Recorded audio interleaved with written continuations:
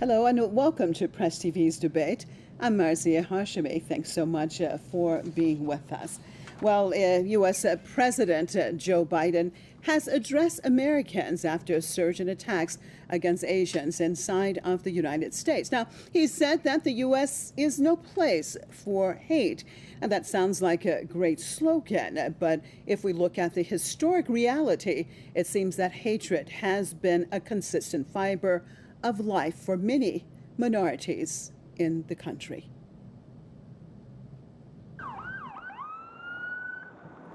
The United States has witnessed yet another hate crime against minority groups that sparked a nationwide debate over the threats these people are facing in the country.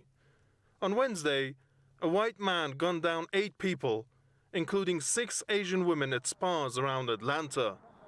The incident raised fears that it might be a new wave of attacks on Asian Americans. A report released by the Office of the Director of National Intelligence said racially motivated extremists pose the most lethal domestic terrorism threats to the U.S. It also warned that threats from domestic violent extremism are metastasizing across the country and could grow in 2021. Hate crimes against minorities in the U.S. have significantly increased over the past years, as former President Donald Trump explicitly favored white people over people of color. Many African Americans and Hispanics have been attacked or killed by white police officers or extremist groups. Asian Americans are in no better condition.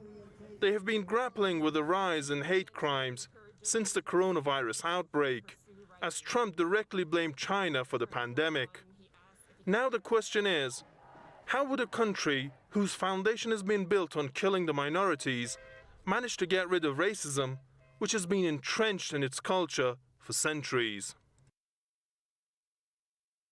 I'd like to welcome my guest to the program out of Washington, D.C., Senior Member Black Alliance for Peace, Netfa Freeman, and Professor Ad Kuni and political commentator Danny Shaw out of New York. Welcome, both of you, to the program. Let's start this off in D.C. with Netfa.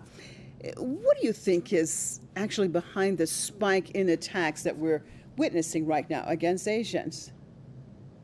Well, I think most people understand that it started with a lot of the rhetoric that Donald Trump was having, and people in that of that ilk in terms of the United States at low level of xenophobic, more the low level of political understanding and analysis, but highly xenophobic dispositions and mentality, and trying to blame, and the U.S. not really taking responsibility, for its role and the spread and proliferation of the pandemic here. And then, Trump making his comments, and then people and other people, not just Trump, but other people, Kung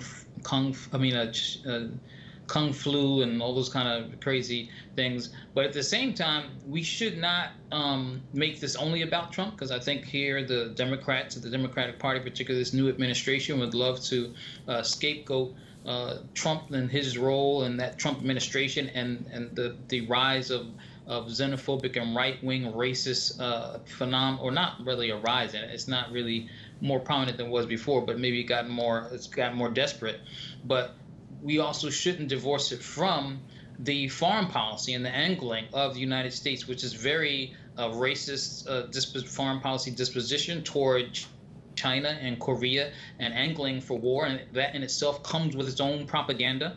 Washington, the Wall Street Journal, and all of them participate in this angling. So when people have low levels of political understanding, and they don't understand colonialism and how the global economy works and things like that, then they will often see as their adversaries people that are not like them, and the people who are in the eye, in this kind of focus, this lens of attack. And so that's where I would start with that, is that it's generally the United States capitalist, settler, colonialist system and imperialist government that kind of sets this tone and is an incubator for such backwards ideas. Okay, well, Danny, touching on some of the same points that Netfa has made, so I want your perspective. And How much of what we are witnessing do you think relates to what we saw take place during the Trump administration? As Netfa said, it was as far as the jargon that was used and the whole atmosphere, is it more that, or in general, that this country basically was built on racism, and there is a great racial divide that is taking place in the U.S. now? In the words of Malcolm X, you can't have capitalism without racism. And we are fed a steady diet of xenophobic, anti-immigrant, xenophobic, white supremacist miseducation in this country. Unfortunately, these horrific killings in Atlanta do not come as a surprise in a country where, in the words of H. Rap Brown, racism is American as apple pie.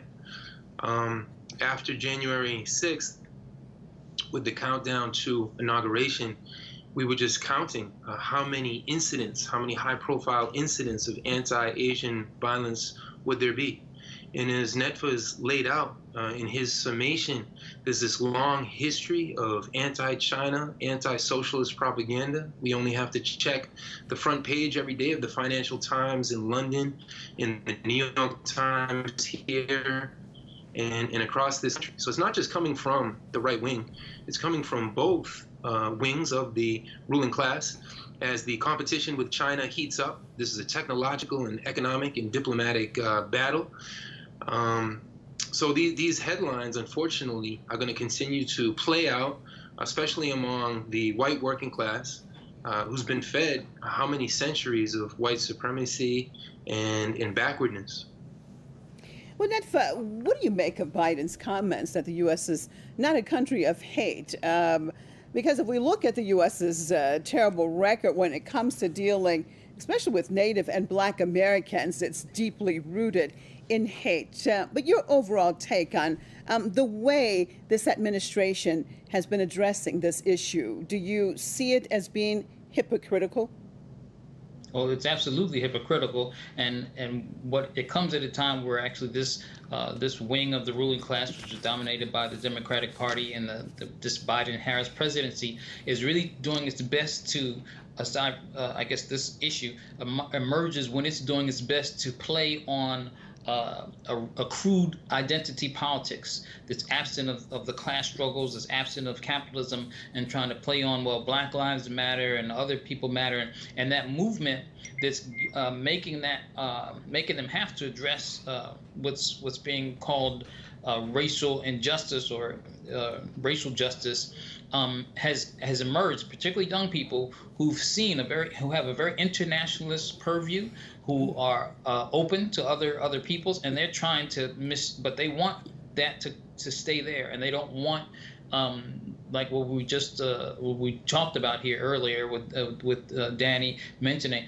is that the United States and its capitalism is intertwined with racism, and they can't be separated. They need to separate it, and so that's what they're doing. So he has to give pronouncements denouncing what's happening. They want to make sure we don't make the connections of those things with the foreign policy toward like North Korea and China and other places around the world. And they, yeah, I mean, it's absolutely hypocritical. Not to mention, even if we're talking about police, they have to embrace police in spite of the fact that the overwhelming sentiment against the racial justice against the police and how racist they are as an institution. And so, there's nothing but hypocrisy when he can't tease out all the rest of the interconnections and intersections with this issue.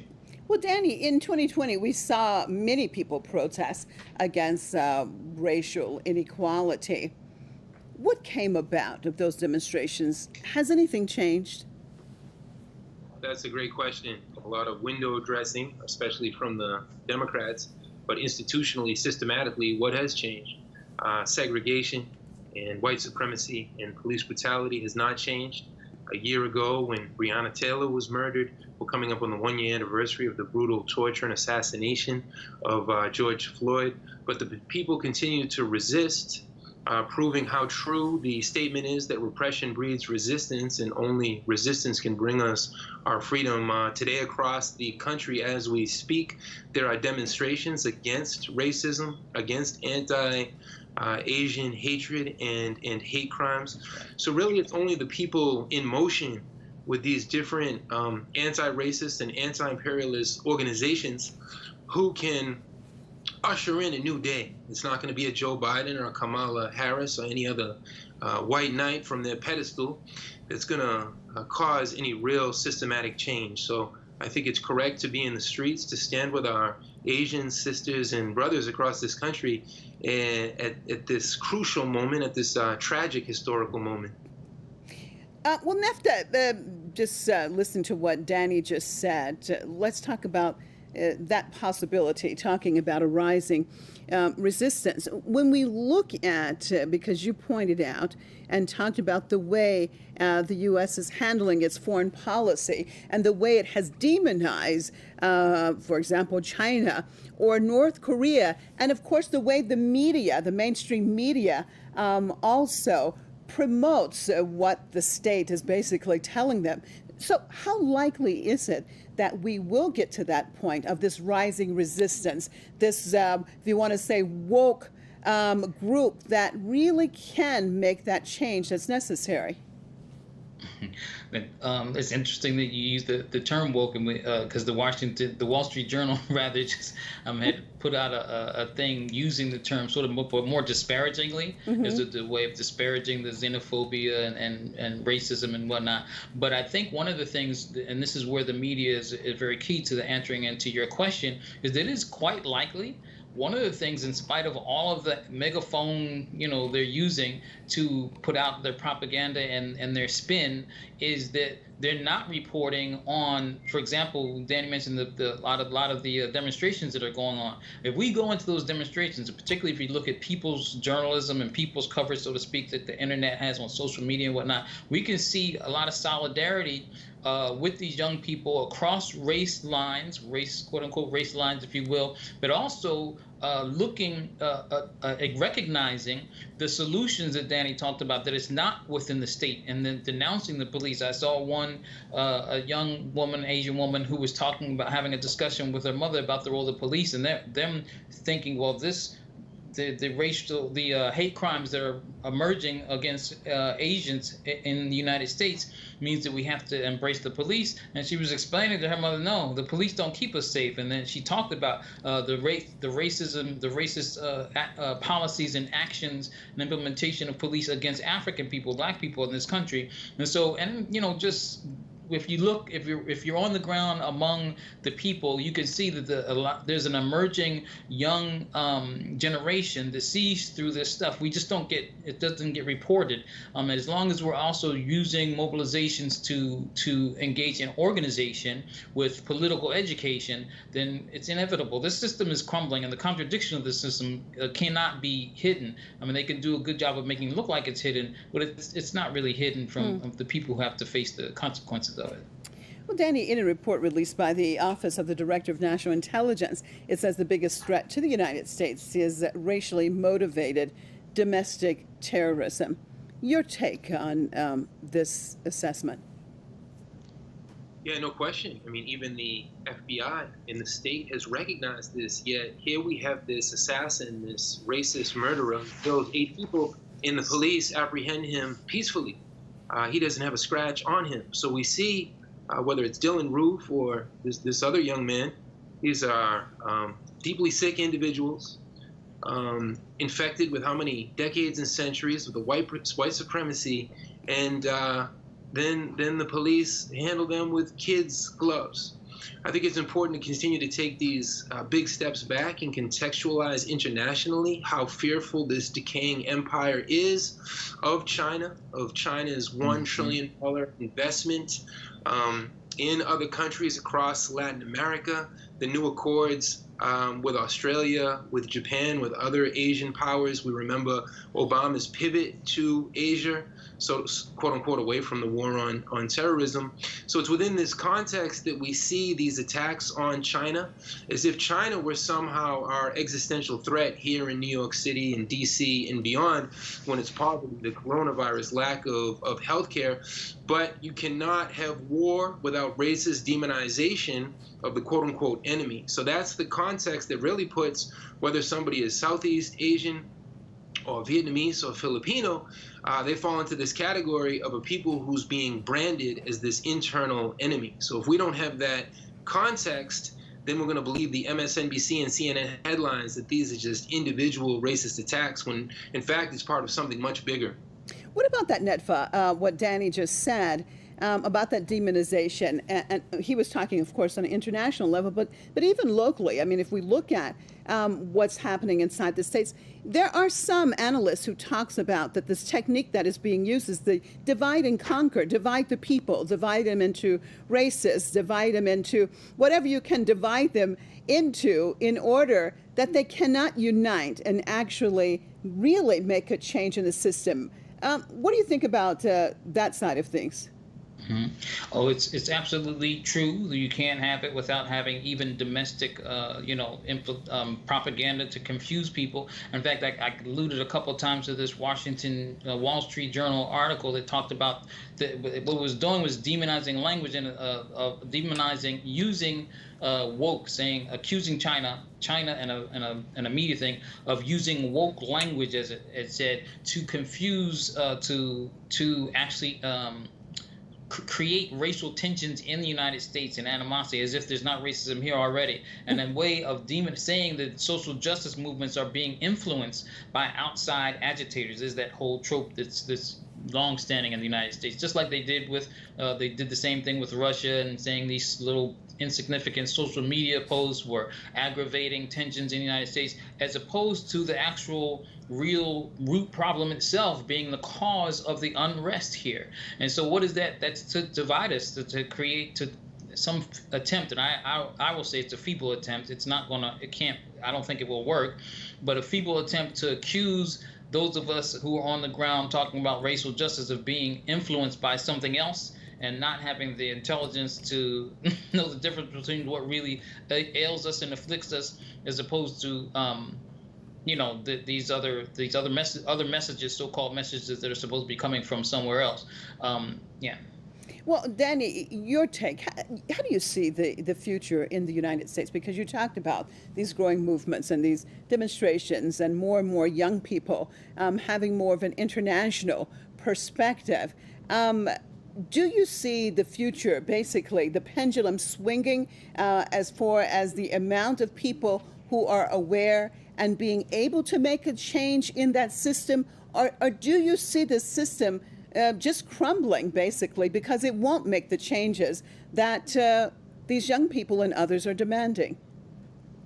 Yeah, studies showed that 43% of young people in the U.S. look favorably upon socialism. I think there's more and more international solidarity every day with different struggles in the global South, whether it's in Haiti or in Nicaragua and Cuba and Venezuela. 1/3 to 1/4 of humanity lives under the suffocating sanctions of this decaying empire. So it is upon us for the pendulum to swing. It won't be delivered by UPS or from on high from without. It is incumbent upon us to organize this movement through popular education, to oppose at every moment ruling class ideology, all of the ugliness and backwardness and white supremacy that seeps through this miseducational system, this mainstream corporate media. So there's a lot of work in front of us, and how important for everyone out there to join an organization, join study groups, and to be a part of this history, because all of humanity and the future of the planet depends upon it. Nat, for your take, what do you think it's going to take to bring about the necessary change in that country? You mean in the U.S.? Yes, yes. Yeah, I mean, I agree with exactly what Danny said, and I think it's that the most impacted, the most people that facing the most disparaging impacts of this system, unjust capitalist racist system, need to be organized, and the particularly working class people of non-white working class need to be at the lead of that struggle, making unity with the broader working class in the United States. And then we also, I'll just say this, is we also have to, they're doing their best in the previous example that we mentioned, doing their best to disparage other forms of media information because they're not, it's a desperate attempt because they know people are realizing they can't depend on these corporate forms of information. So they want to disparage other ones. So, like we mentioned, the Wall Street Journal's attempt. So we have to be able to look at other outlets like this one, like the media outlet right here. None of these corporate things will have Danny or I on here or anybody else talking about this topic the way we're talking about it. And so we have to look for other forms of information. And like Danny said, we also have to engage in collective popular education, political education, not just consuming the information, but getting together so we can have an interpretation of the information that we're getting to inform our organizing. Thank you both for being with us on this debate. Senior member, Black Alliance for Peace, Net for Freeman out of Washington, D.C., and Professor Ed Cooney and political commentator Danny Shaw, New York. And as always, viewers, we appreciate you being with us on another debate. I'm Marzieh Hashemi, signing off for myself and all the crew right here in Tehran. Hope to see you right here next time.